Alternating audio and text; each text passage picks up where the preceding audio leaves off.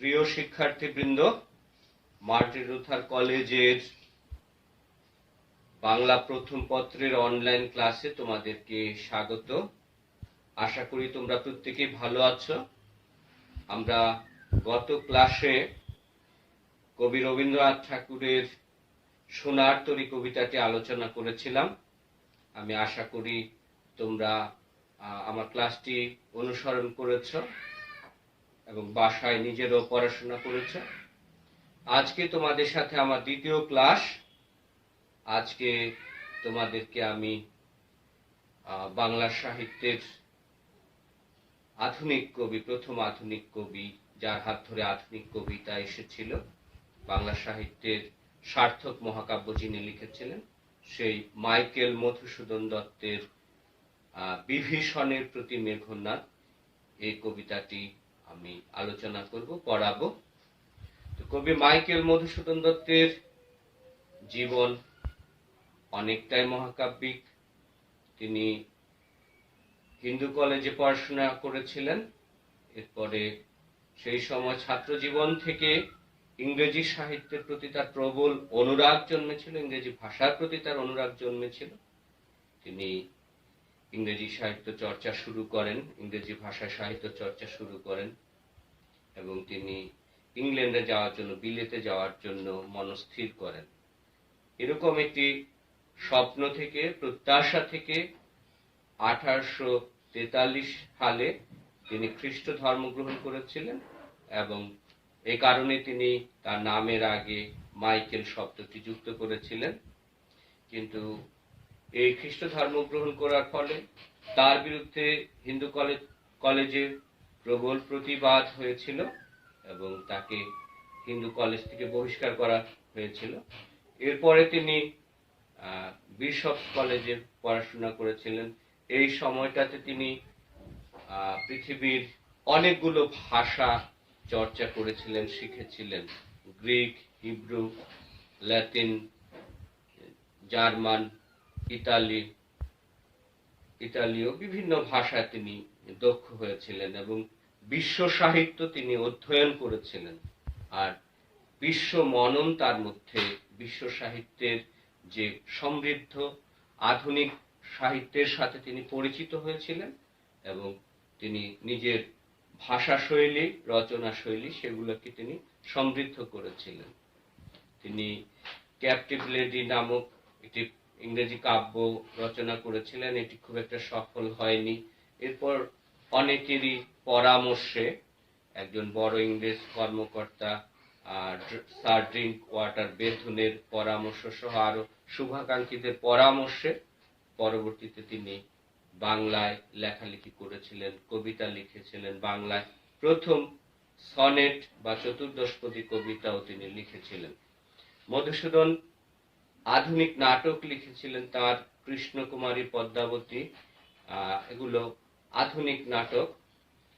তিনি যে কবিতা লিখেছিলেন তার বিশেষত্ব হলো যে তিনি হাজার বছরের বাংলা কবিতার যে ছন্দ, পয়ার ছন্দ,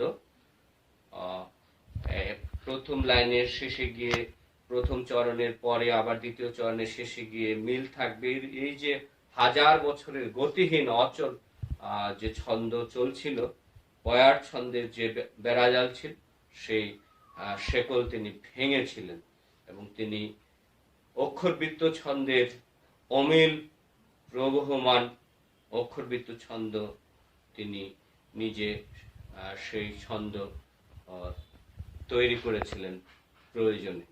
তো এভাবে সাহিত্যে তিনি যে আধুনিকায়ন, বাংলা কবিতার ক্ষেত্রে, ছন্দের ক্ষেত্রে, নাটকের ক্ষেত্রে তিনি আধুনিক মন এবং মননকে ধারণ করেছিলেন। বাংলার নব জাগরণের মানসপুত্র, বাংলা রেনেসাঁসের মানসপুত্র মাইকেল মধুসূদন দত্ত ইয়ং বেঙ্গলদের দ্বারা প্রভাবিত হয়েছিলেন। পেরিচাঁদ মিত্র ও আরো অনেকেই যারা সেই আধুনিক মন এবং মননের মুক্ত চিন্তার, মুক্ত বুদ্ধির চর্চা করবার জন্য যারা একত্রিত হয়েছিলেন, মধুসূদন তাদেরই একজন। আর এ কারণে নবজাগরণের যে চিন্তা চেতনা, ব্যক্তি স্বাতন্ত্র্যবাদ, মানবতাবাদ, নারীর প্রতি সম্মান, নারীর মর্যাদা প্রতিষ্ঠা, এগুলো তার সাহিত্যের মৌলিক চেতনা, মূল অনুপ্রেরণা, মুখ্য বিষয়। তো সেই মধুসূদনের লেখা মেঘনাদ বধ কাব্য থেকে ষষ্ঠ স্বর্গের অংশবিশেষ বিভীষণের প্রতি মেঘনাদ বধ অংশ থেকে এটি নেওয়া হয়েছে। আমরা জানি যে মেঘনাদ বধ কাব্য এটি 9টি স্বর্গে বিভক্ত। এই কাব্যটি তার ষষ্ঠ স্বর্গে বধ অংশ, যেখানে যে অংশে লক্ষণ মেঘনাদকে হত্যা করেছিল অন্যায়ভাবে, সেই অংশটুকুই এই কবিতার আলোচনার বিষয়। আমরা জানি যে এই কবিতাটি পাঠ করতে গেলে আমাদের একটু ইতিহাস জানতে হয়, পটভূমি জানতে হয়। এই কবিতার যে বাল্মীকি যে রামায়ণ লিখেছিলেন, সেই রামায়ণের ঘটনা অনুযায়ী আমরা জানি যে রাজা দশরথ তার ছেলেকে, বড় ছেলে রামচন্দ্রকে বনবাসে পাঠিয়েছিলেন। তার সীতা তার অনুগামী হয়েছিলেন। তার ছোট ছেলে লক্ষণ সেই পঞ্চবটী বনে তাকে অনুসরণ করেছিলেন। তো সেই বনবাসে থাকাকালীন সময়ে সীতাকে রাবণ হরণ করে নিয়ে যায় এবং সেখানে অশোক বনে বন্দী করে রাখে। আর এই সীতাকে উদ্ধারের জন্য রামচন্দ্র এবং তার ছোট ভাই লক্ষণ এবং বানর বাহিনী নিয়ে লঙ্কাপুরীতে তারা আক্রমণ করে এবং দেবতারা রাম এবং লক্ষণের সহায়তায় তাকে লক্ষণকে সহায়তা করে এই যুদ্ধে। বিশেষ করে মায়া দেবী সহ অনেক দেবতারাই এই যুদ্ধে রাম এবং লক্ষণের পক্ষে ছিল। মধুসূদন আধুনিক মন এবং মননকে ধারণ করেছিলেন। বাল্মীকির রামায়ণের নবজাগরণ, নবরূপায়ণ হয়েছে মধুসূদনের হাতে।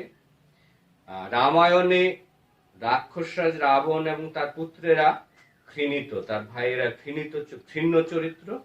কিন্তু মধুসূদনের এই মেঘনাদ বধ কাব্যে রাম এবং লক্ষণ দেবতাদের অনুকম্পা প্রাপ্ত। মধুসূদন রাম এবং লক্ষণকে তার প্রতি তার সহানুভূতি শ্রদ্ধা আমরা তেমন দেখতে পাই না, বরং বিপরীত ক্রমে রাক্ষসরাজ রাবণ তার বড় পুত্র বীরবাহু, তার ভাই কুম্ভকর্ণ এবং তার ছোট ছেলে শ্রেষ্ঠ যোদ্ধা ইন্দ্রজিৎ, বাসব বিজয় ইন্দ্রজিৎ মেঘনাদ, সেই মেঘনাদের প্রতি মধুসূদনের সমস্ত মমতা, সমস্ত সহানুভূতি, সমস্ত সম্মান। মধুসূদন এই কাব্যে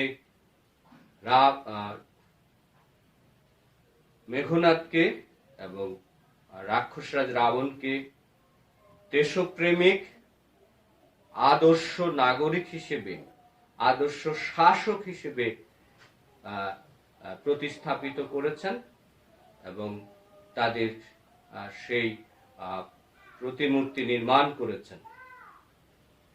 তো এই কবিতাটি ছোট্ট যে ইতিহাস, যে যখন যুদ্ধ শুরু হয়, রাম এবং লক্ষণ লঙ্কা নগরে আক্রমণ করে, লঙ্কা আক্রান্ত হয়, নানা দেবতাদের সহায়তায় যে যুদ্ধ সংঘটিত হয়। এই যুদ্ধের প্রথম দিকে রাবণের বড় পুত্র বীরবাহু এবং কুম্ভকর্ণ একে একে লঙ্কাপুরীর বড় বড় বীরেরা যখন যুদ্ধে নিহত হচ্ছিলেন, মারা যাচ্ছিলেন, অবশেষে রাবণ অনেকটা বাধ্য হয়েই তার শ্রেষ্ঠ বীর লঙ্কার ইন্দ্রজিৎ, দেবরাজ ইন্দ্রকে যিনি পরাস্ত করেছিলেন, সেই মেঘনাদকে তিনি যুদ্ধে আহ্বান করেছিলেন। মেঘনাদ যুদ্ধে যাবার আগে তার যে ইষ্ট দেবতা বৈশ্বানর বা অগ্নিদেব, সেই অগ্নিদেবের পূজা অর্চনা করছিলেন।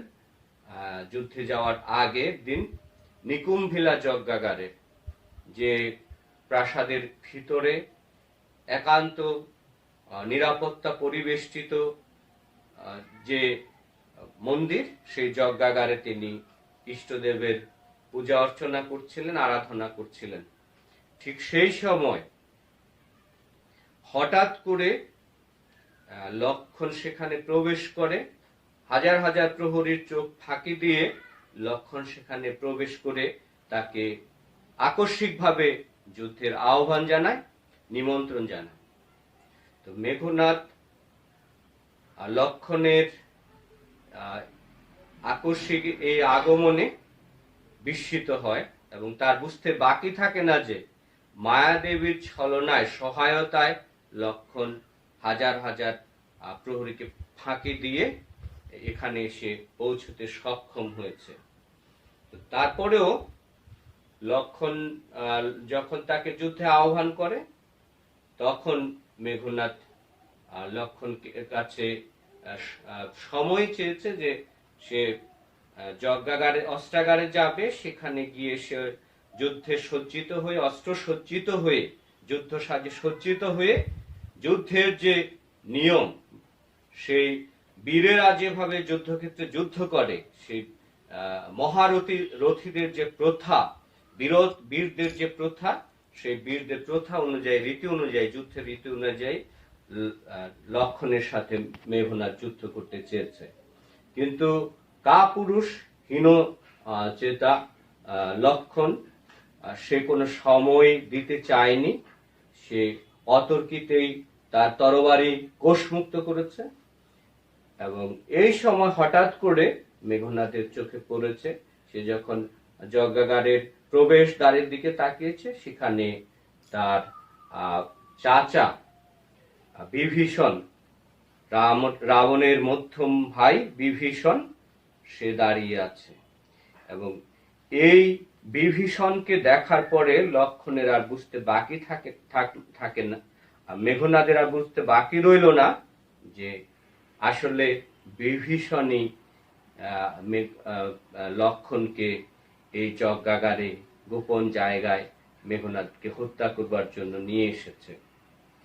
তখন বিভীষণের প্রতি তার যে তীব্র ঘৃণা, তার যে ক্ষোভ, বিভীষণ যে বিশ্বাসঘাতকতা করছে তার পরিবারের সাথে, ভাইয়ের সাথে, অন্যদের সাথে, এবং দেশদ্রোহিতা করছে, দেশের সাথে যে বিশ্বাসঘাতকতা করেছে, এই কারণে তার প্রচন্ড ক্ষোভ, তার মধ্যে প্রচন্ড রাগ তৈরি হয়েছে।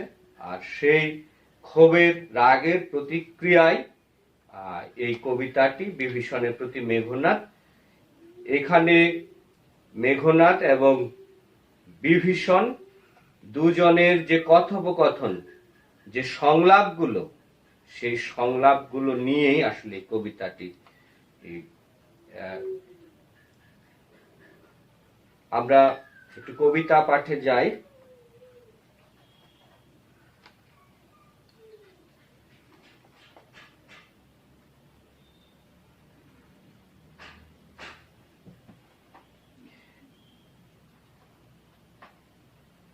এতক্ষণে অরিন্দম কহিলা বিষাদে, জানিনু কেমনে আসি লক্ষণ পশিল রক্ষপুরে।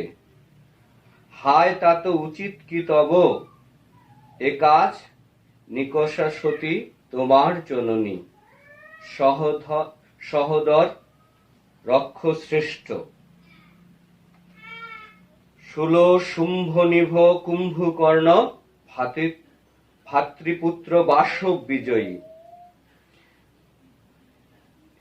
এতক্ষণ পরে মেঘনাদ, অরিন্দম, মেঘনাদের আরেক নাম, অরিকে দমন করেছে যে অরিন্দম, সেই মেঘনাদ বা ইন্দ্রজিৎ ভীষণ, তার মন খারাপ হয়ে গেল, ভীষণ কষ্ট পেয়ে ইন্দ্রজিৎ বলছে যে আমি এতক্ষণ পরে বুঝতে পারলাম যে লক্ষণ কিভাবে এত সহজে এই গোপন জায়গায় হাজার হাজার রক্ষী, যেখানে পাহারাদার রয়েছে, রক্ষী রয়েছে, তাদের চোখকে ফাঁকি দিয়ে কিভাবে তার এই যজ্ঞাগারে লক্ষণ এসে পৌঁছলো।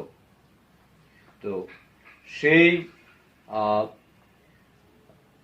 বিভীষণের সহায়তায় বিভীষণ তার জাতিত্ব বিসর্জন দিয়ে, তার ভ্রাতৃত্ব বিসর্জন দিয়ে, তার দেশপ্রেম বিসর্জন দিয়ে সে লক্ষণকে এখানে নিয়ে এসেছে। এ কারণে মেঘনাদ বিভীষণকে স্মরণ করিয়ে দেবার চেষ্টা করেছে যে নিকষা সতী সাবিত্রী একজন রমণী, রাবণের মা এবং বিভীষণের মা, কুম্ভকর্ণের মা, তিনি একজন সতী সাবিত্রী রমণী। তার গর্ভের সন্তান হয়ে, রাবণের ভাই হয়ে, মেঘনাদের চাচা হয়ে কিভাবে এমন বিশ্বাসঘাতকতার কাজটি বিভীষণ করতে পারল।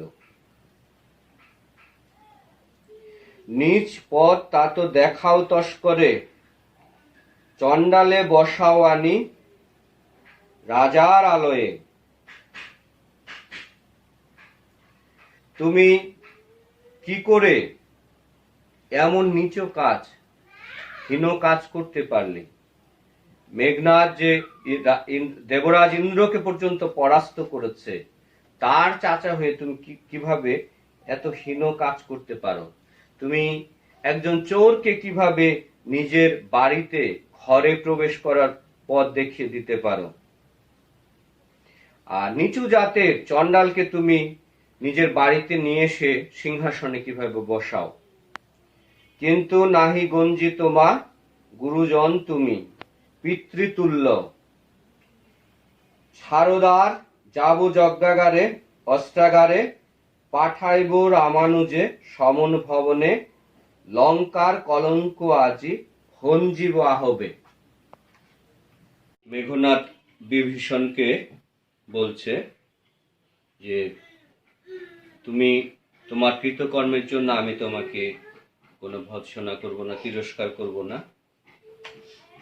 কারণ তুমি আমার গুরুজন, তুমি আমার পিতার সমতুল্য।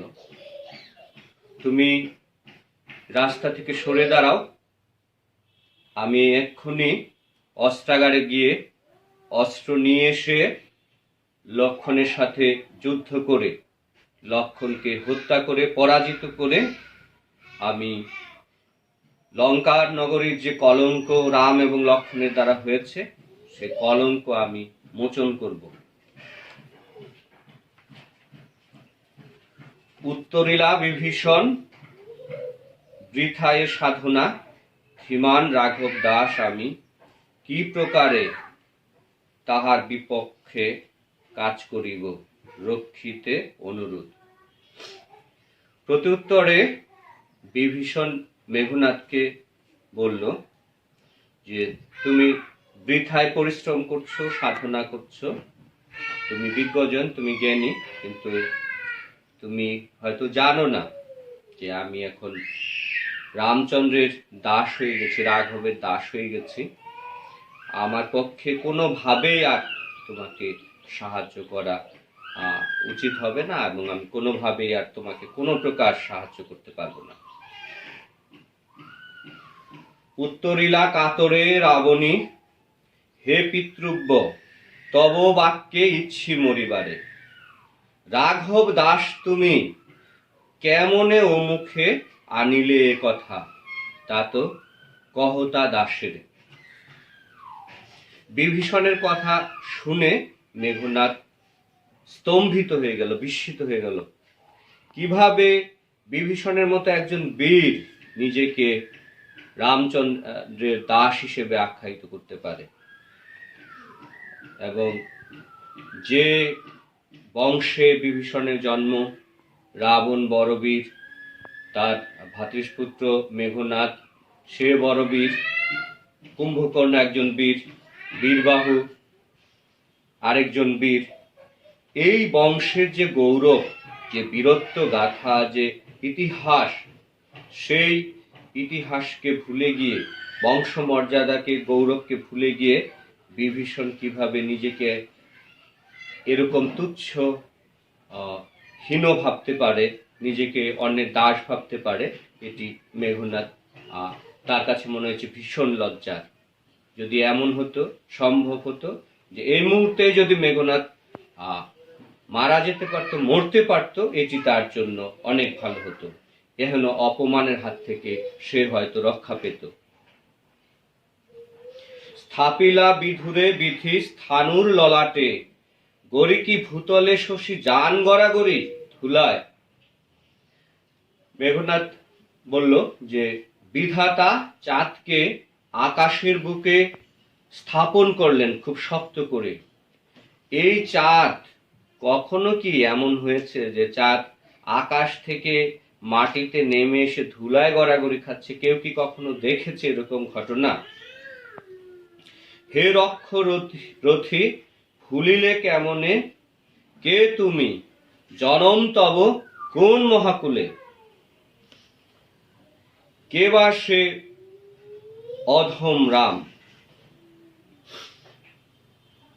মেঘনাদ আবারও বলছে যে তুমি এই বংশের শ্রেষ্ঠ যোদ্ধাদের একজন, তুমি রাক্ষসদের সংরক্ষণ করো, প্রতিপালন করো, কিন্তু তুমি কিভাবে ভুলে গেলে যে তোমার জন্ম কত বড় বংশের সন্তান। এই বংশের গৌরব, ঐতিহ্য, সম্মান সম্পর্কে যদি তোমার ন্যূনতম ধারণা থাকে, তাহলে তুমি কোনোভাবেই নিজেকে অধম রামের দাস হিসেবে আখ্যায়িত করতে পারতে না, তার অনুসরণ করতে পারতে না, তার হয়ে কাজ করতে পারতে না। স্বচ্ছ সরোবরে করে কেলি রাজহংস পঙ্কজ কাননে, যায় কি সে কভু প্রভু পঙ্কিল সলিলে শৈবাল দলের ধাম। রাজহাঁস সবসময় পদ্ম ফুল যেখানে আছে সেই দিঘিতে, সেই জলাশয়ে, সেই সরোবরে কেলি করে, খেলা করে। রাজহাঁসকে কি কখনো দেখেছ যেখানে নোংরা কাদা এরকম কোনো জলাশয়ে, পুকুরে, দিঘিতে, অথবা যেখানে শৈবাল দিয়ে পরিপূর্ণ, শৈবাল যুক্ত যে জায়গা, সেখানে সেই জলাশয়ের নোংরা পানিতে কখনোই তাকে দেখা যাবে না।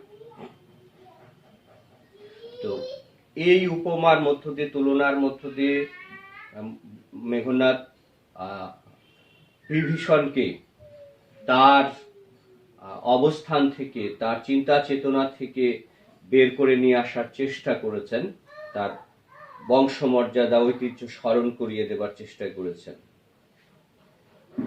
হে মৃগেন্দ্র কেশরী কবে, হে বীর কেশরী সম্ভাসে শৃগালে মিত্র ভাবে, অজ্ঞদাস বিজ্ঞতম তুমি অবিদিত নহে কিছু তোমার চরণে। বলছে যে এমন কি কেউ দেখেছে যে সিংহ কখনো, বনের রাজা সিংহ কখনো কি শেয়ালের সাথে বন্ধুত্ব করেছে, শৃগালের সাথে মিত্রতা স্থাপন করেছে, বন্ধুত্ব করেছে? এমন ঘটনা কি কেউ কখনো দেখেছে? সুতরাং তোমার অনেক জ্ঞান, আমি অজ্ঞ, কিন্তু তুমি অনেক জ্ঞানী। তুমি সেটা ভালো বলতে পারবে যে তুমি যে কাজটা করছো সেটা কতটা ন্যায়সঙ্গত, এই বংশের, এই পরিবারের, লঙ্কার জন্য, নগরীর জন্য সেটা কতটা সম্মানের অথবা অসম্মানের। ক্ষুদ্রমতি নর সুর লক্ষণ নহিলে অস্ত্রহীন যোধে কি সম্বোধে সংগ্রামে, কহ মহারথী এ কি মহারথী প্রথা, নাহি শিশু লঙ্কাপুরে শুনি না হাসিবে কথা। লক্ষণ সংকীর্ণ চিত্তের মানুষ, ছোট মনের মানুষ, আর এই কারণেই সে আমাকে নিজে সশস্ত্র হয়ে, অস্ত্রে সজ্জিত হয়ে নিরস্ত্র আমাকে যুদ্ধের আহ্বান জানাচ্ছে, আমন্ত্রণ জানাচ্ছে। এটা কখনো বীরত্বের প্রথা নয়, যুদ্ধের রীতি নয়। যারা বীর, যারা যুদ্ধ করে, তারা সশস্ত্র হয়ে, দুপক্ষে সশস্ত্র হয়েই যুদ্ধ করে। এটি যুদ্ধের নিয়ম বহির্ভূত, এটি লক্ষণের হীন মানসিকতার পরিচয়। নাহি শিশু লঙ্কাপুরে, শুনি না হাসিবে কথা। বলছে এখানে যদি কোনো শিশু থাকতো, অথবা লঙ্কা নগরীর কোনো শিশু যদি শুনে এই ধরনের ঘটনা, যে লক্ষণ নিজে অস্ত্র সজ্জিত হয়ে নিরস্ত্র মেঘনাদকে যুদ্ধের জন্য নিমন্ত্রণ জানাচ্ছে, আমন্ত্রণ জানাচ্ছে, এটি শিশুরা শুনলেও হাসবে এরকম অসম প্রস্তাবের জন্য। ছাড়পথ, আসিব ফিরে এক্ষণে, দেখিব আজ কোন দেব বলে। বিমুখে সমরে মোরে, সৌমিত্রী কুমতি।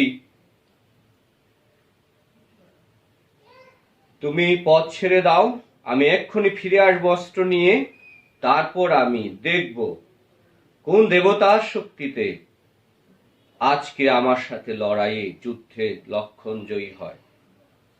দেবদৈব নররণে সচক্ষে দেখেছ রক্ষস শ্রেষ্ঠ পরাক্রম দাসের। কি দেখি ডরিবে দাস, হেন দুর্বল মানবে। স্বর্গমর্তের সমস্ত দেবতারা, মানুষ, পৃথিবীর মানুষ সবাই দেখেছে যে যুদ্ধক্ষেত্রে আমার যে সক্ষমতা, আমার যে দক্ষতা, আমার যে পারঙ্গমতা, সেটি সবাই দেখেছে, আমার সেই রণকৌশল। এবং তারা সবাই জানে যে আমি দেবরাজ ইন্দ্রকে পর্যন্ত পরাস্ত করেছি। আমার মতো রাক্ষস কুলের এরকম শ্রেষ্ঠ বীর কিভাবে লক্ষণের মতো একজন দুর্বল চিত্তের মানুষের কাছে তাকে দেখে ভয় পাবে, তার সাথে যুদ্ধ করতে কোন রকম বিব্রত বোধ করবে। নিকুম্ভিলা যজ্ঞাগারে প্রগল্ভে পশিল দম্ভি, আজ্ঞা কর দাসে শাস্তি নরাধমে। তব জন্মপুরে তাত পদার্পণ করে বনবাসী। এবার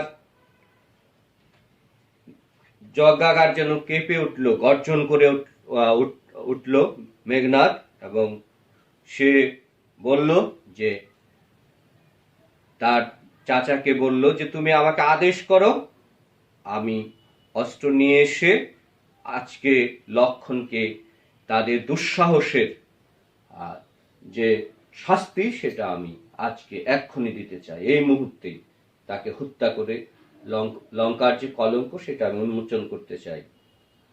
তব জন্মপুরে তাত পদার্পণ করে বনবাসী, হে বিধাত নন্দন কাননে ভ্রমে দুরাচার দত্ত, প্রফুল্ল কাননে কীটবাস।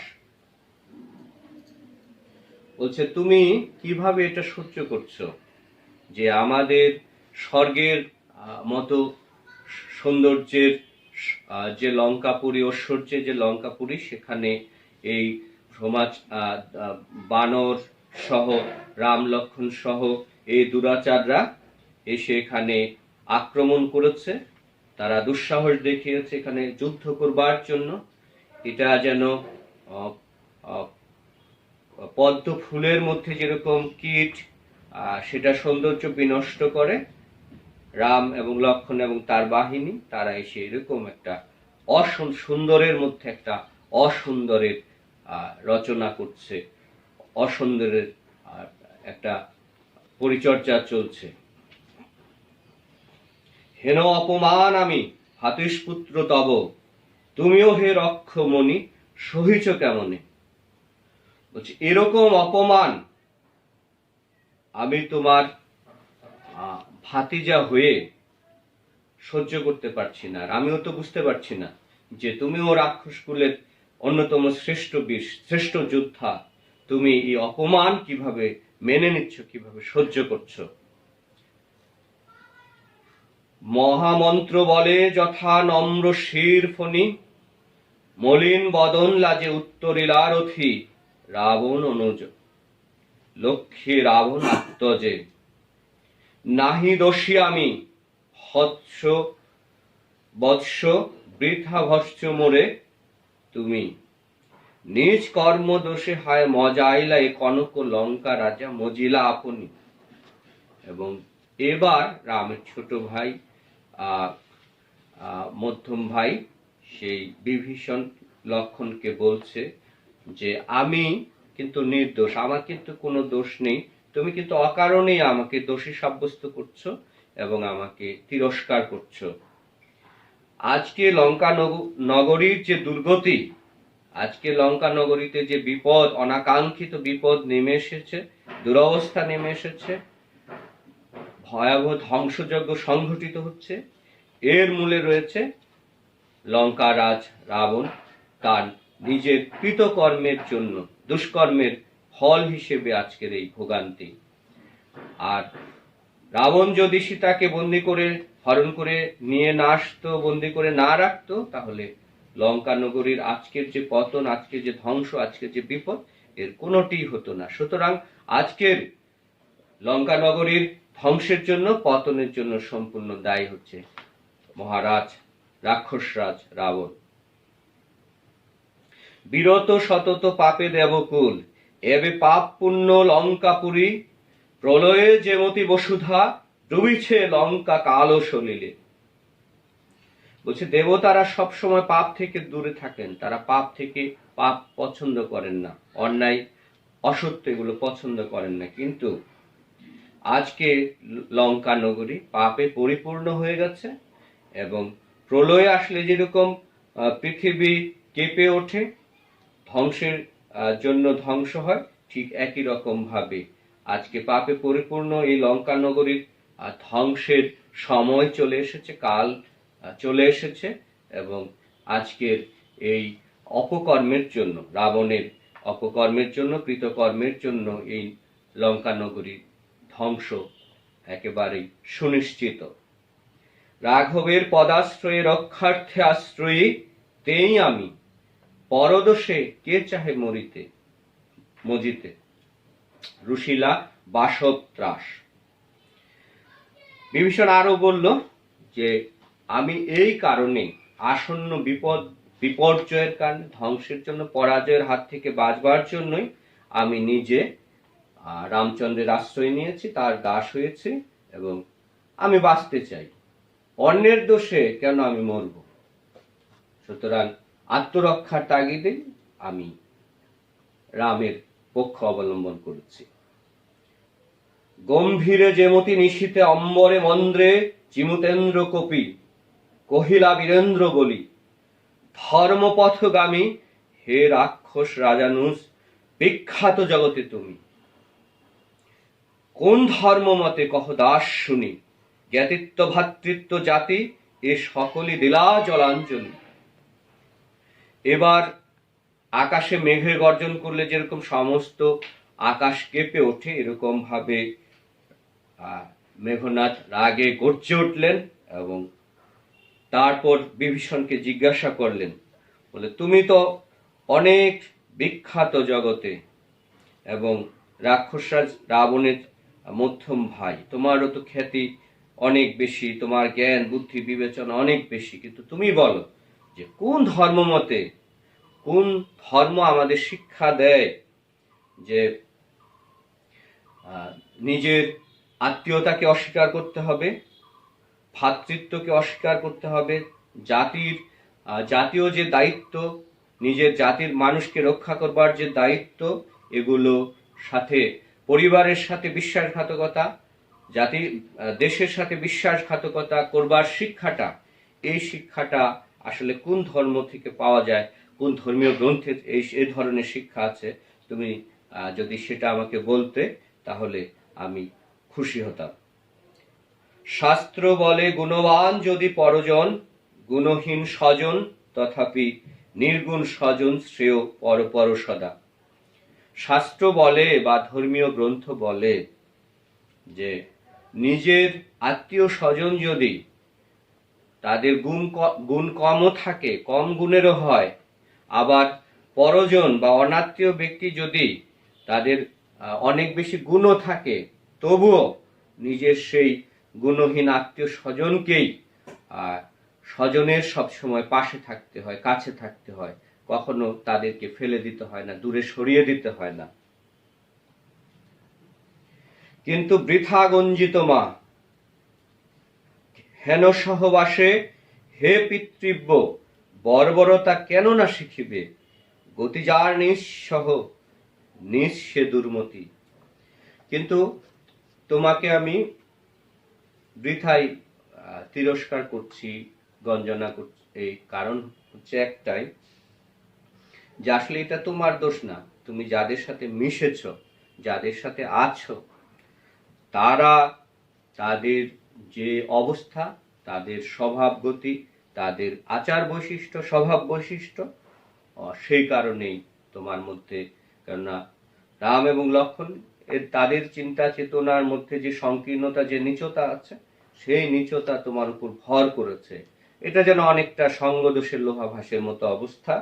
তো তুমি যদি তাদের সংসর্গ থেকে, সংস্রব থেকে ফিরে না আসো, চলে না আসো, তাদেরকে ছেড়ে চলে না আসো, তাদেরকে আমাদের সাথে না আসো, তাহলে তোমার যে দুর্ভোগ, তোমার আর যে কাজ, তোমার চিন্তা চেতনা এবং কাজের মধ্য দিয়ে নিচতা, হীনতাই প্রকাশিত হবে। এবং তোমার মতো বিশ্বাসঘাতক, যারা দেশের সাথে বিশ্বাসঘাতকতা করে, পরিবারের সাথে, আত্মীয়তার সাথে ভ্রাতৃত্বের বন্ধনকে যারা অস্বীকার করে, তাদের জীবনের যে দুর্ভোগ, তাদের সেই কৃতকর্মের মধ্য দিয়ে সেটি প্রকাশিত হবে।